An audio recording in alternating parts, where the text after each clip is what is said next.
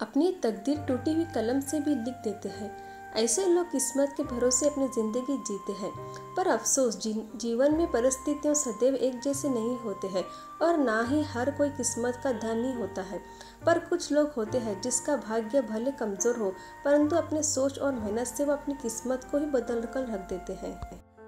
इसलिए देखा जाए तो किस्मत के भरोसे जीवन जीने वाले लोगों का मंजिल तक पहुंचने का सफर बहुत लंबा होता है, लेकिन जो लोग अपनी तकदीर खुद लिखते हैं वे निरंतर मेहनत करते रहते हैं, जिस कारण उन्हें अपनी मंजिल तक पहुंचने का सफर बहुत छोटा महसूस होता है। कई लोगों को लगता है कि खुद की तकदीर लिखने एक साधारण से मनुष्य के बस की बात नहीं है, परंतु ऐसा भी नहीं है। अगर ठान लिया जाए तो तकदीर और किस्मत दोनों इंसान अपने हाथों से खुद लिख सकता है। एक गांव में एक बहुत गरीब किसान रहता था। कहे तो वह सिर्फ नाम का किसान था, क्योंकि उसके खेतों में बहुत कम अनाज होता था, जिससे उससे परिवार का गुजारा भी कभी कभी मुश्किल से हो पाता था। उस किसान के 4 बच्चे थे, जिसमें 3 लड़कियां तथा 1 लड़का था। किसान दिन रात अपने खेतों में मेहनत करता था, तब जाकर बड़ी मुश्किल से वह अपने परिवार का गुजारा कर पाता। किसान के पास पैसों की इतनी कमी थी कि वह ढंग से अपने बच्चों को भी स्कूल नहीं पढ़ा सकता था। किसान का बेटा अपने परिवार की ऐसी स्थिति देखकर कभी कभी गंभीर सोच विचारों में पड़ जाता था। एक बार किसान रोज की तरह अपने खेतों में गया था। उसकी फसल पक कर तैयार होने लग गई थी। किसान को कुछ दिनों का और इंतजार था ताकि उसकी फसल पूरी पक जाए और वो उसे काट कर घर ले जाए।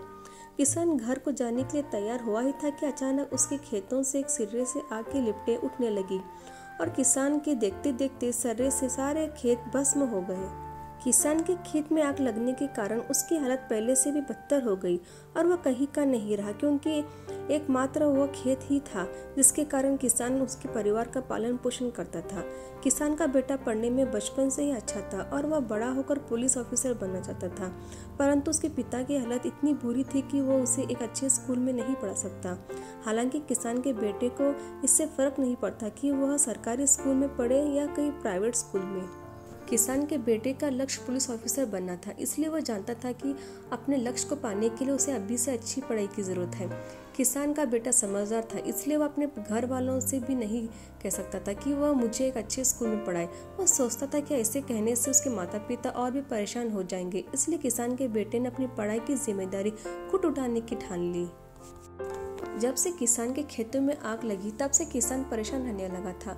वह छोटे मोटे कामों को करके अपने परिवार की आय चलाता था, लेकिन किसान का बेटा अपनी पढ़ाई पूरी करना चाहता था, इसलिए उसने अपनी पढ़ाई पूरी करने के लिए अखबार बेचने का फैसला लिया। किसान का बेटा रोज सुबह 5 बजे उठकर अखबार की दुकान जाता और घर घर अखबार पहुंचाता था। किसान का बेटा मात्र 11 साल का था और वह 7वीं क्लास में पढ़ता था। इतनी छोटी उम्र में अपनी शिक्षा पूरी करने के लिए अखबार बेचने का काम कर रहा था। उसे देखकर लोगों को लगता था कि अपने पिता की तरह यह भी बच्चा भी गरीब के जीवन व्यतीत करेगा, लेकिन उस बच्चे को अपनी मेहनत पर गर्व और विश्वास था। 11 साल का लड़का सिर्फ अपने लक्ष्य के लिए नहीं बल्कि अपने पिता को सहारा देने के लिए भी यह कार्य कर रहा था।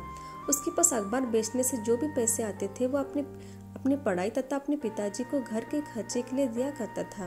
किसान को भी अपने बेटे की मेहनत पर बहुत गर्व था और किसान भी खुद फिर से पैसे कमाने की सोचने लगा और वह फिर से अपने खेतों के अनाज उगाने की क्षमता रख पाया। अब किसान फिर से अपने खेतों में अनाज उगाने लगा और अपने परिवार का खर्चा चलाने लायक हो गया। अब उसके बेटे के पास जो भी अखबार बेचने के पैसे आते थे वो उन्हें सिर्फ अपनी पढ़ाई में खर्च करता।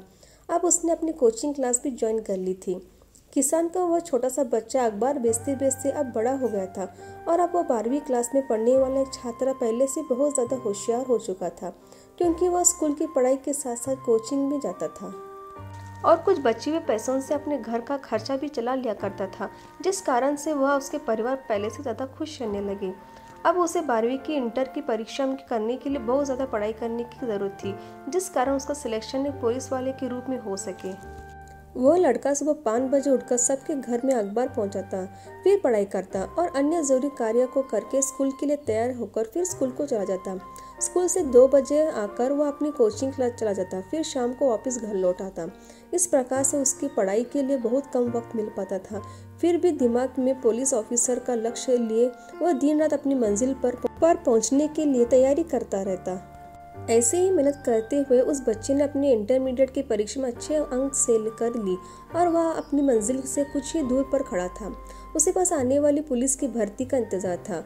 अब वो लड़का अपनी विद्यालय की पढ़ाई पूरी कर चुका था। यूं ही दिन बीतते जा रहे थे और पुलिस की भर्ती का नामो निशान नहीं था। किसान का वह लड़का बहुत परेशान सा दिखने लगा, जिसकी उम्र भर से पुलिस की वर्दी पहनने का सपना देखा था। एक दिन किसान का लड़का रोज की तरह अखबार बेचने निकला और वह अखबार पढ़ते पढ़ते जा रहा था, तो उसने अखबार में लिखा हुआ देखा कि अगले ही महीने उसके राज्य में पुलिस की भर्ती आयोजित होने वाली है। इसे पढ़कर वह लड़का इतना खुश हुआ और जल्दी अखबार बांटकर अपने घर वापस आया और अपने माता पिता को बताया कि अगले ही महीने उसकी पुलिस की भर्ती आने वाली है। अब उस लड़के ने अपनी तैयारी दुगनी स्पीड से करनी शुरू कर दी। बहुत जल्दी पुलिस की भर्ती का दिन भी आ गया। भर्ती में सभी शारीरिक तथा लिखित परीक्षाएं करने के पश्चात वह लड़का पुलिस की वर्दी पहनने योग्य बन जाता है। बच्चे पर उसके माँ बाप को बड़ा ही गर्व होता है और उसके सभी साथियों को उसकी मेहनत पर नाज होता है। इस तरह साधारण से परिवार में जी रहे बच्चे ने अपनी मेहनत और आत्मविश्वास से सहारे अपने जीवन की लकीरें खुद अपने हाथों से तय की और ना जाने इस बच्चे ने कितनी परेशानी का सामना किया, फिर भी अंत में उसका विश्वास ही जीता। हमें इस कहानी से ये सीख मिलती है कि अगर इंसान को खुद के कार्य पर विश्वास हो तो वो दुनिया की हर एक मंजिल को पा सकता है, चाहे वो कुछ भी क्यों ना हो। यह भी सच है कि हमारे हाथ की दिखने वाली लकीरों हमारी तकदीर से संबंधित नहीं होती। बहुत सारे लोग हाथ की रेखाओं को देखकर उन्हें अपने जीवन के लकीरों समझ बैठते हैं और अपने लक्ष्य ही समझ जाते हैं।